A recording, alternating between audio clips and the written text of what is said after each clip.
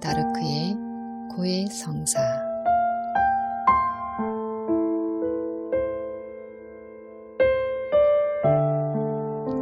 영혼 심층에 꿈틀거리는 죄.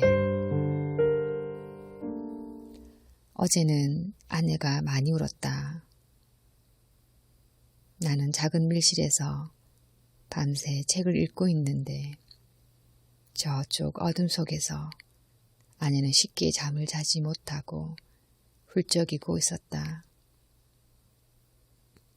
내 연약함과 무지 때문에 아내를 속상하게 한 일이 있었는데 그 때문이 아닌가 하는 생각으로 내 마음이 몹시 아팠다. 아내가 저쪽에서 울고 있을 때 실은 나도 책 위로 눈물을 떨어뜨리고 있었다. 한 여인을 진실로 기쁘게 할 수 있는 힘이 내 영혼 안에 없다는 것을 인정하지 않을 수 없었다. 오히려 내 영혼 속에는 아직도 길들여지지 않은 무시무시한 칼날이 내 영혼의 깊고 깊은 곳에서 사나운 공룡처럼 솟아나와 아내를 힘들게 하고 아들을 노하게 만들 때가 있다. 내 눈물이 떨어지던 책은 성 어거스틴의 고백론이었는데 이 구절을 읽으면서 나는 참으로 비통한 마음을 숨길 수가 없었다. 두렵습니다. 내 의식보다 더 깊은 곳에는 어떤 사나운 충동, 악한 세력들이 흐르고 있습니다. 나의 눈은 그러한 세력들을 알지 못합니다. 그러나 하나님의 눈은 그것들을 알고 계십니다. 215조. 무의식. 이 깊은 곳에 내 영혼의 길을 잃어버리게 만드는 어떤 악함이 존재하고 있다. 내가 정확히 알지 못하는 죄들이 영혼의 심층에 잠들어 있다. 이 죄들은 사나운 광풍처럼 예상치 못하는 때에 휘몰아쳐서 내 영혼이 예수 그리스도를 목전에 두고 있는 거룩하고 아름다운 순간에도 여지없이 내 영혼을 시커먼 바다 한가운데로 빠뜨려 버린다. 지난 6월 베들레헴에 있는 예수 탄생 교회를 방문했을 때 보았던 성 제롬의 모습은 보는 순간 내 영혼에 사진처럼 박혀 두고두고 떠올랐다. 예수 탄생 교회에서 본 가톨릭의 4대 교부 중 한 사람 성 제롬의 동상은 발로 해골을 밟고 있었는데 제롬에게 있어서 해골은 제롬의 영혼 깊은 곳에서 광풍처럼 솟아나던 죄악된 정욕이었다. 히브리어로 된 구약 성서를 라틴어로 번역하는 성스러운 작업을 하는 동안 제롬은 가장 순결한 영혼의 태도로 거룩하신 하나님의 말씀을 번역하고자 했을 터인데 그런 그의 영혼 속에서 죄악이 꿈틀거리고 있었으니 그의 탄식이 얼마나 깊었을까. 프랑스 파리의 노트르담 성당에 갔을 때는 성당 안에 잔 다르크 동상이 세워져 있어 순간 적잖이 놀랐었다. 잔 다르크 동상 아래에는 성인 잔 다르크라고 표기되어 있었다. 잔 다르크는 나라를 구하기 위해 출정했던 싸움터에서도 날마다 신부를 불러 고해 성사를 하지 않으면 잠들지 않았었는데 고해 성사나 다른 것들에 대한 논란은 자취하고서 나는 주님 앞에 그의 영혼을 가장 정결한 모습으로 세우고 애쓴 잔다르크의 심정이 한편 이해되는 측면이 있다.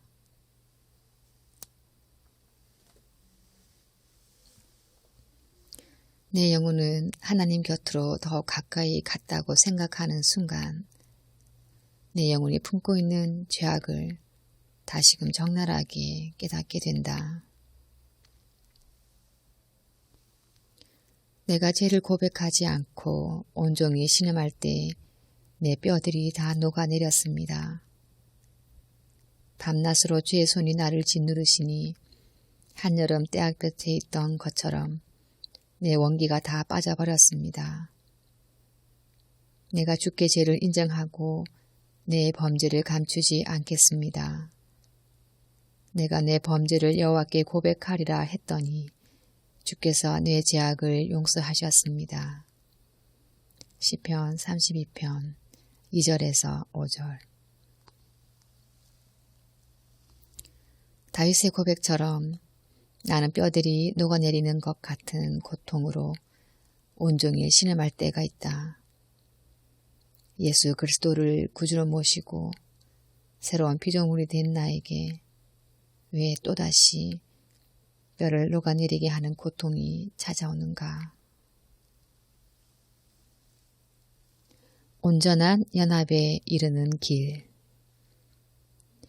내가 사랑하는 아빌라의 테레사가 쓴 내 영혼의 성을 읽으면서 나는 성인으로 존경을 받은 그녀도 나와 같은 고통을 겪었으며 바울과 베드로도 성 프란시스도 같은 고통 속에서 영광의 주님을 향해 더 깊이 나아갔던 것을 다시금 보고 큰 위로를 얻었다.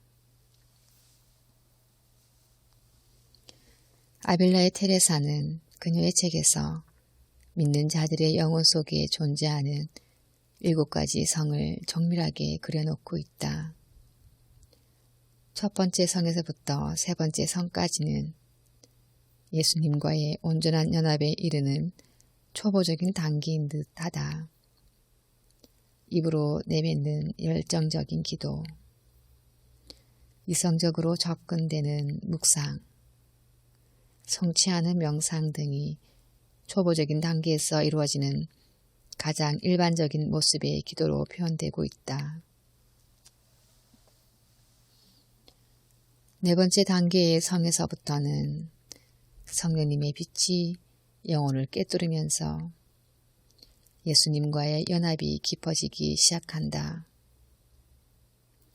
네 번째 단계는 infuse, recollection의 단계인데 이때는 거룩한 성령님의 빛이 이의 영역을 꿰뚫고 침묵의 기도를 드릴 때 그 성령님의 빛이 어지를 꿰뚫고 지나가신다.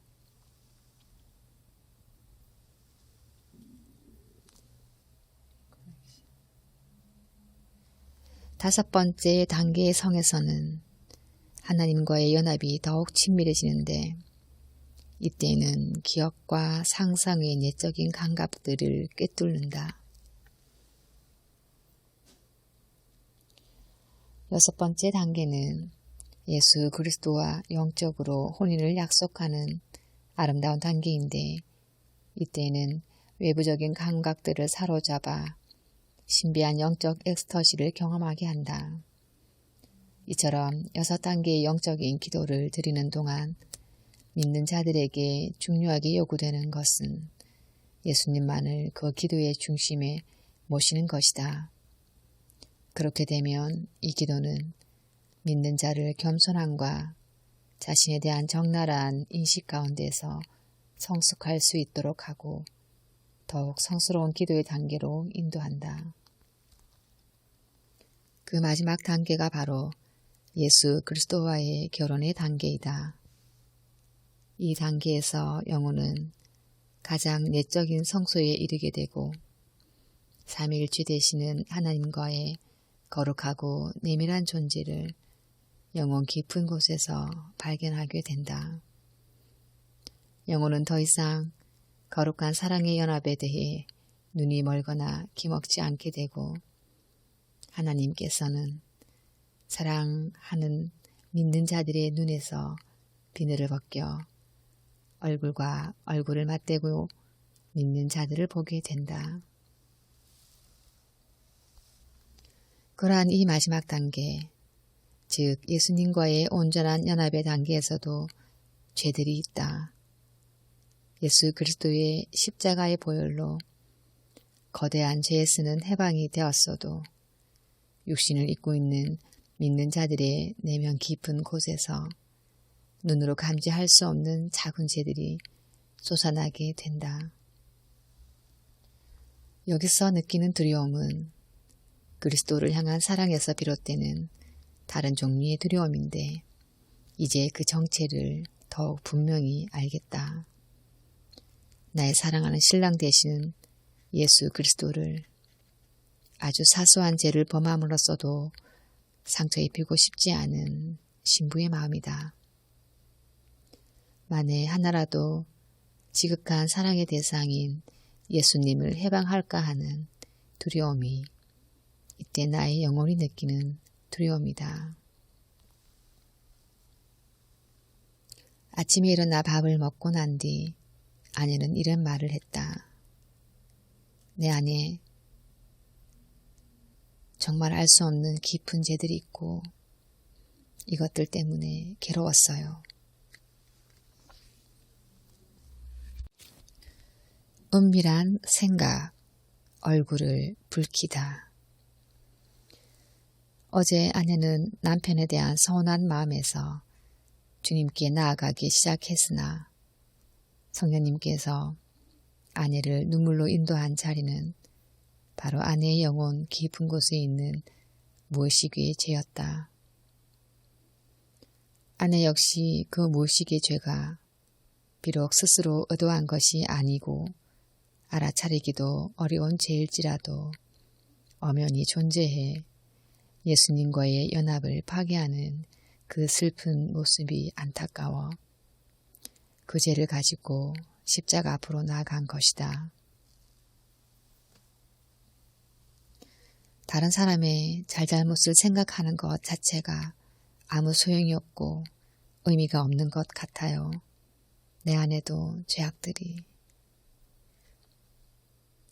나도 같은 이유로 눈물을 흘렸던 것이다. 예수님을 더욱 사랑하고 예수님 곁으로 더욱 가까이 갈수록 나는 사소한 죄로도 예수님을 공격하고 싶지 않다. 예수님은 죄를 싫어하실 뿐 아니라 함께 존재할 수 없기 때문이다.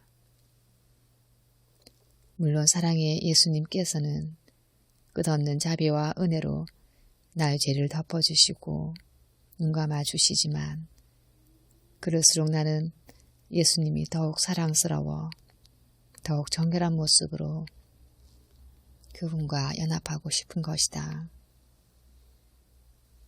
내 뼈를 녹아내리게 만드는 그 죄들이 존재하는 영혼의 깊은 곳을 상징적으로 더욱 적나라하게 떠올리게 한 곳이 바로 그랜드 캐년이었다. 노아의 거대한 홍수가 휩쓸고 간 그랜드 캐년의 단층은 가장 아래쪽에 하나님께서 첫째 날 만드신 지층이 있었고 그 위에 셋째 날 물이 물러가면서 만들어낸 지층이 있었고 그 위로는 온갖 화석들이 발견되는 홍수층이 뚜렷하게 경계를 이루며 층층이 쌓여 있었다. 창세기 1장에서 하나님께서 첫날 만드신 태초의 지층은 한눈으로 보아도 갈피를 알 수 없을 정도로 혼재된 지층이었다. 그 은밀하고 그 깊이를 알 수 없는 지층은 마치 내 인식과 발견의 범주를 벗어난 내 영혼의 은밀하고 깊은 곳을 떠올리게 했고 나는 이전보다 더욱 주의 깊은 마음으로 이 은밀한 곳에서 벌어지고 있는 죄악을 보게 되었다. 예수님께서는 마음이 깨끗한 사람은 복이 있나니 하나님을 볼 것이라고 하셨기에 나는 기뻐했다. 내 영혼은 점점 예수님께로 가까이 갔고 나는 예수님께 보세요, 나는 정결해졌어요 라고 말하며 그분 앞으로 나아갔다. 그런데 예수님의 거룩한 얼굴을 보자마자 나는 내 은밀한 곳으로부터 악한 생각, 살인자의 마음, 음란한 생각, 도적질하는 마음, 거짓된 증언을 하는 모습, 창조주를 모독하는 행위 등 온갖 것이 꼬리를 물고 터져나와 예수님 앞에서 그만 얼굴을 붉히고 말았다. 아니, 처음에는 분개했다. 그런 추악한 것들은 내 속에서 나온 것이 아니라고 항변했다. 그러나 침묵 속 예수님의 아름다운 눈빛은 나를 멸망으로 인도하는 눈빛이 아니었으며 더욱 나를 연단시켜 나와 온전히 하나가 된 결혼의 관계를 누리고 싶어 하시는 갈망이 담겨 있었다. 내가 누려온 안전이 거짓된 안전이었음을 알게 되는 순간이었다. 예수님께서는 두려움에 사로잡혀 있는 나에게 말씀하셨다. 내가 너에게 줄 수 있는 가장 위대한 선물을 주겠다. 오 주님, 그것이 무엇입니까? 그 선물이 나를 모든 두려움을 이기게 하고 하나님을 영화롭게 할 수 있는 것인가요? 신령 되시는 예수님께서 자비로운 음성으로 그 선물의 정체를 밝히신다. 내가 너에게 줄 수 있는 가장 위대한 선물은 바로 나 자신이다. 내가 너에게 바라는 것은 오직 한 가지, 바로 나를 닮은 삶을 살아가는 것이다. 내 영혼의 성 아빌라의 테레사 290쪽. 오 예수님, 당신을 내 영혼 속에 모십니다. 그런데 주님, 왜 내 영혼 속에 당신이 거하시면서도 내게 고난이 찾아옵니까?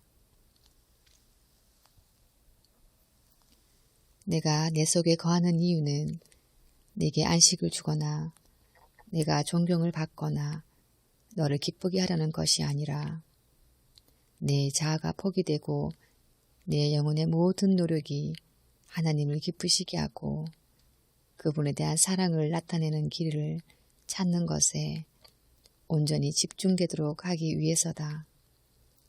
곧 고난 가운데서도 나 예수를 닮은 삶을 살 수 있도록 하기 위해서다. 내 영혼의 성 290조. 볼품없는 십자가.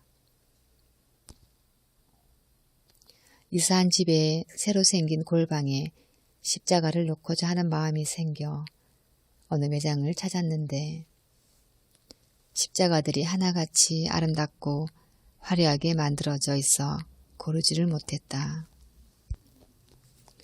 나는 볼품없는 십자가를 원해서 버려진 나뭇가지를 주어 어떻게 내 손으로 만들고자 했다. 볼품없는 십자가를 볼 때 내 영혼에 흠모할 만한 것이 없는 예수 그리스도의 모습이 보이고 볼품없는 십자가를 볼 때 버려진 건축자의 모퉁이 돌처럼 고난당하신 예수 그리스도의 모습이 보인다. 모든 시선을 고난당하는 그리스도에게 고정하는 것이 중요하다. 만일 그렇게 된다면 그 이외의 모든 것들은 아무것도 중요하게 여겨지지 않게 된다. 내 영혼의 성 288조. 그래서 차를 타고 가다가 아내에게 내 소망을 이야기했다. 나는 유일하게 되고 싶은 것이 있는데 그것은 성인이 되는 것이야. 아내는 그렇게 되기를 빌어주었다. 나는 내 삶의 초점이 예수 그리스도에게로 지속적으로 모아지고 내 영혼이 예수 그리스도의 숨결이 없이는 답답해서 견딜 수 없는 지경에 이를수록 내가 정말 성인이 되었으면 하고 바란다. 성인은 예수 그리스도를 열망하고 하나님을 끝없이 추구하는 자라면 누구든지 이룰 수 있는 것이리라. 나아가 믿는 자가 결국 얻게 되는 이름이 성인이 아닌가. 성인은 그의 주변에서 일어나는 모든 일들이 우연히 일어나는 것이라고 생각하지 않는다. 또한 그의 삶을 세속적인 일과 성스러운 일로 분리시키지 않는다. 성인은 그가 처한 모든 환경을 예수 그리스도를 향한 더 깊은 지식을 얻는 방편으로 생각하고 제한 없이 그리고 온전히 자신을 예수님께 내어드리는 태도를 갖는다. 오스왈드 챔버스, 주님은 나의 최고봉, 7월 11일. 침묵보다 권리와 폭로가 인기를 얻고 개성과 리더십이라는 용어가 믿는 자들의 욕망을 달콤한 사탕처럼 보기 좋게 포장하는 시대에 나는 이 시대가 잃어버린 믿음의 목표, 어떤 특별한 시대의 사람이나 특별한 능력을 가진 사람에게나 어울린다는 생각으로 우리 믿음의 목표에서 멀리 치워버린 성인이 되는 것의 아름다운 가치를 회복해야 하는 게 아닌가 하는 생각을 하게 된다. 그러나 나는 너희에게 말한다. 악에 맞서지 말라. 누가 내 오른뺨을 치거든 왼뺨마저 돌려대어라. 누가 너를 고소하고 속옷을 가져가려 하거든 겉옷까지도 벗어 주어라. 마태복음 5장 39절에서 40절. 성인의 삶. 이러한 삶이 바로 성인의 삶이며 예수님께서는 우리 믿는 자에게 이러한 삶을 살 것을 명하셨는데 내 안에는 이렇게 할 힘이 전혀 없다. 그러나 이렇게 사셨던 분이 있으니 바로 예수 그리스도이시다. 성인의 삶은 나의 죄와 영적 교만을 오 다윗의 자손이여 나를 불쌍히 여겨 주옵소서 라면서 온전히 주님께 고백하고 내 영혼의 중심 자리를 100% 예수 그리스도에게 포기하여 드리는 데서 출발한다. 예수님을 내 중심에 모셔드린다고 하면서도 내 안에 다른 소중한 것들이 자리하고 있을 때는 내 영혼이 엄청난 고통을 당하게 되는데 주님께서는 나의 헛된 소유와 자기 의를 벗어 던지도록 하기 위해 나를 한참 동안이나 아니 어떤 때는 아주 오랫동안 무지 가운데 내버려 두신다. 하나님께서 명하신 것을 내 힘으로 다 이룰 수 있다는 자기 의를 가진 사람에게 하나님은 그 사람의 무지가 드러날 때까지 내버려 두신다. 그 자기의는 결국 그 길에서 장애물을 만나 스스로 넘어지게 되고 그제야 그 사람은 주님께 돌아온다. 하나님 나라의 기초는 가난에 있다. 소유가 아니다. 예수를 위해 뭔가 내가 결정을 하고 액션을 취해야 한다는 생각을 버리고 하나님께 이미 속해 있는 절대적인 풍요와 부요를 인정하고 받아들이는 것이 참된 가난이다. 오스왈드 챔버스, 주님은 나의 최고봉, 7월 21일. 참 신기한 것은 내가 소중하게 여기는 것을 포기하지 않고 어중간하게 지고 있을 때가 있는데 하나님께서 내 영혼을 만지기 시작하시자 내 죄가 통렬히 인식되었고 내가 소중히 여기던 것들이 좀 먹듯이 사라지게 되었다. 시편 39편 11절. 내가 소중하게 여기던 것을 사라지게 한 힘은 다름 아닌 피 묻은 예수 그리스도의 십자가였다. 고난당하신 예수 그리스도였다.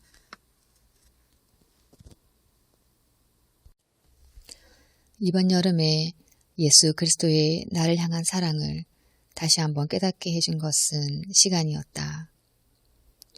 IT를 가기 위해 렉스 공항에서 마이애미로, 마이애미에서 산토 도밍고로, 산토 도밍고에서 프로토 프랭스로 이동하면서 하나님께서는 그동안 다분히 절대적인 것으로 내가 인식해온 시간이라는 것이 상대적인 것이며 하나님께서 인간들을 위해 잠시 동안만 허락해 놓으신 것이라는 생각이 들었다.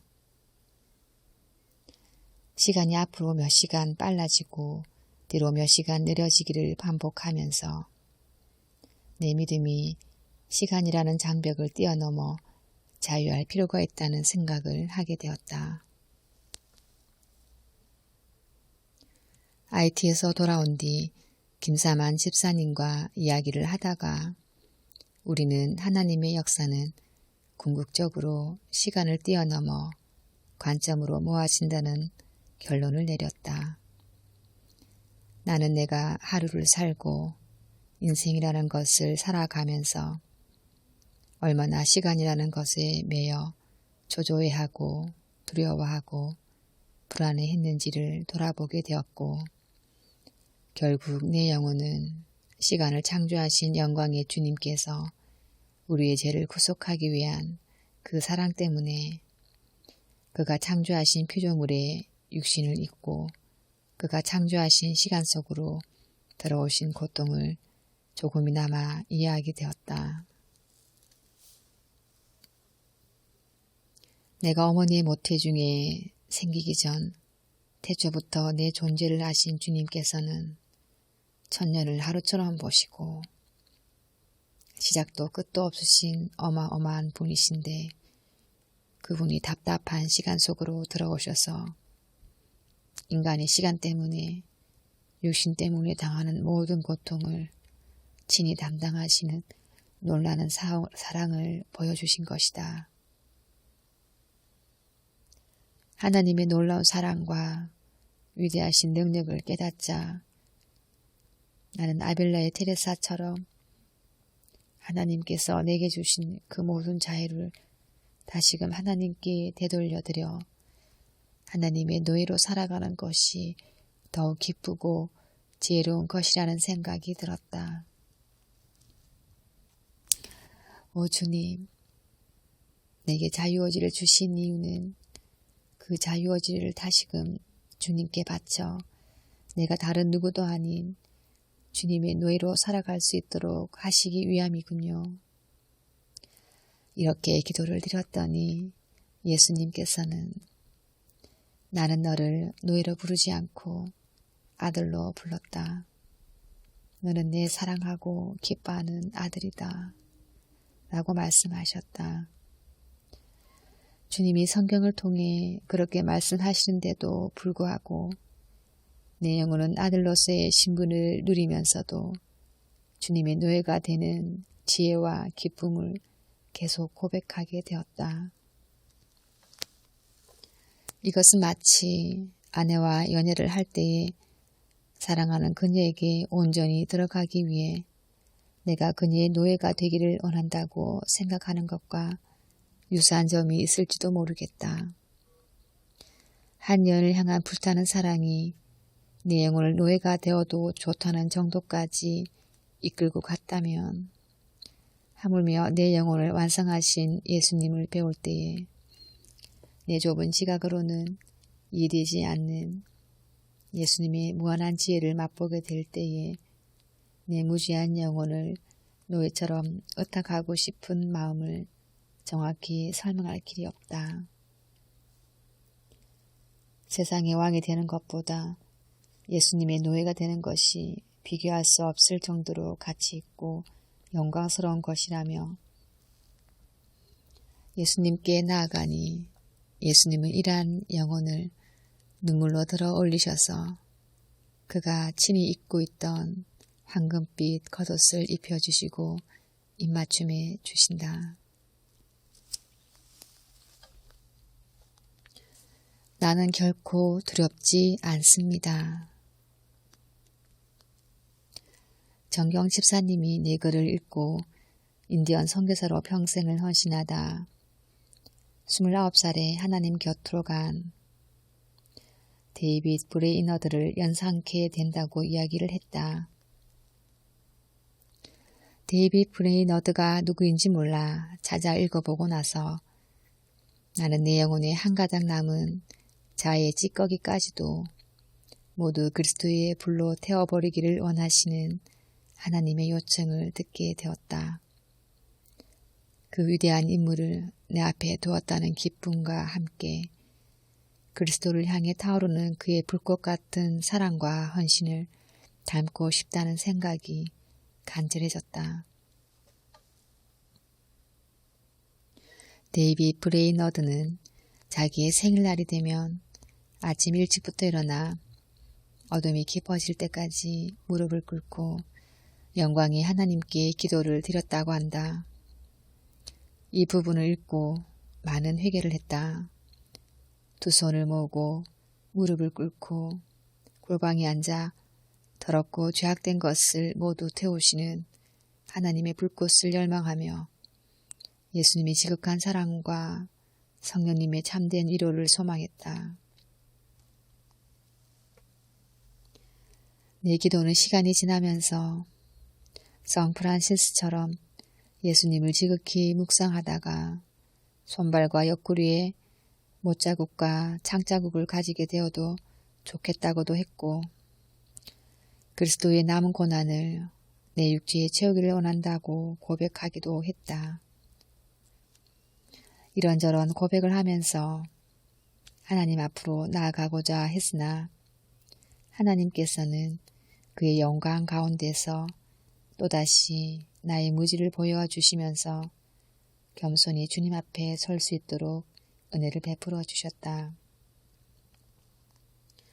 몇 년 전 내가 어떤 병으로 아주 내 병실에 누워있을 때 신비하고 깊이 있는 묵상으로 내 영혼을 예수님을 향한 사랑으로 인도해진 7층 산의 저자 토마스 머튼의 기도문을 책표지를 펼쳐 다시 읽으며 주님께 나아갔다. 내 주 하나님, 나는 내가 어디로 가고 있는지 모르고 있습니다. 내 앞길을 보지 못하고 그 길이 어디서 끝날지 잘 모르겠습니다. 사실 나는 나 자신에 대해서도 잘 모릅니다. 내가 생각하는 일, 내가 주님의 뜻을 따르고 있다는 사실도 실제로 그렇게 하고 있다는 의미는 아닙니다. 그러나 내가 주님께 기쁨을 돌리려고 하는 내 소망이 정말로 주님을 즐겁게 한다는 것을 믿습니다. 나는 내가 하는 모든 일에 이 소망을 간직하고 싶고 이 소망을 떠나서는 아무것도 하고 싶지 않습니다. 그리고 그렇게 할 때 비록 내가 옳은 길을 모른다 해도 주께서 나를 그 길로 인도해 주실 것을 믿습니다. 그러기에 주께서 나를 잊으시고 죽음의 그늘에 버려두시는 것처럼 여겨질 때라도 나는 언제나 주님을 신뢰합니다. 주님께서 언제나 나와 함께 계시고 위험 속에 나 홀로 버려두지 않으시니 나는 결코 두렵지 않습니다. 잠이 든 식구들을 깨우지 않기 위해 나지막한 목소리로 찬양을 불렀다. 주님은 나의 생명, 나의 구원자 대신에. 이제는 찬양 하나를 부르는데도 두렵고 떨리는 마음이 앞선다. 수많은 아름다운 가사들로 지금껏 찬양했지만 실제 내 영혼은 그렇지 못한 상태에서 거짓된 찬양을 드렸다는 아픔이 밀려왔다. 한 소절의 찬양을 드려도 그것이 진실한 내 영혼의 고백이 되기를 원한다. 거짓된 찬양을 반복해서 드림으로써 내 영혼이 화인을 맞은 것처럼 무뎌지는 것은 사랑의 주님께 얼마나 고통스러운 공격이 되는 것인가. 오소서 주님. 이 기도 역시 드리자마자 걷어들이게 됐다. 성 어거스틴이 고백록에서 한 통찰력 있는 고백 때문이었다. 성 어거스틴은 예레미야 23장 24절을 먼저 인용하면서 하나님께서는 안 계시는 곳이 없으며 못 계시는 곳이 없는 분이심을 나타내고 있다. 여호와의 말이다. 내가 볼 수 없도록 어느 누가 은밀한 곳에 숨을 수 있느냐. 여호와의 말이다. 내가 하늘과 땅에 충만하지 않겠느냐. 예레미야 23장 24절. 성 어거스틴은 이어 이렇게 우주의 편만한 하나님께 오소서라고 말한다면 하나님의 무소부지한 능력을 제한하는 것이 아니냐고 말하고 있다. 내가 주님 안에 있으면 내가 주님께 오소서라고 말하는 것이 무슨 의미가 있겠습니까? 주님께서 나에게 들어오시기 위해 주님께서는 대체 어디 다른 곳에 계실 수 있단 말입니까? 주님을 내 안으로 초청하기 위해 내가 하늘 밖이나 지구 밖으로라도 나가야 한단 말입니까? 그렇지 않습니다. 주님은 어디에나 계시며 나와 영원히 함께 계십니다. 고백록 성 어거스틴 사쪽. 오소서 주님이라고 기도하기도 전에 이미 와 계신 주님께서 나와 영원한 동행을 약속해 주신다. 주님의 이 아름다운 속성을 깨닫자 토마스 머턴처럼 내 영혼 속에서 한 줌 남아있던 두려움마저 그 어둠의 빛을 잃고 쫓겨나간다. 내 인생의 짧음을 다시 한번 보게 되었고 능력 있는 수많은 사람들에 비해 내가 할 수 있는 일이 보잘것없을 수도 있다는 진실된 고백을 드렸다. 주님께서는 아벨라의 테레사의 내 영혼의 성의 목소리를 통해 시간과 능력에 쫓기지 말고 사랑과 자유로 행할 것을 권고하시는 듯하다.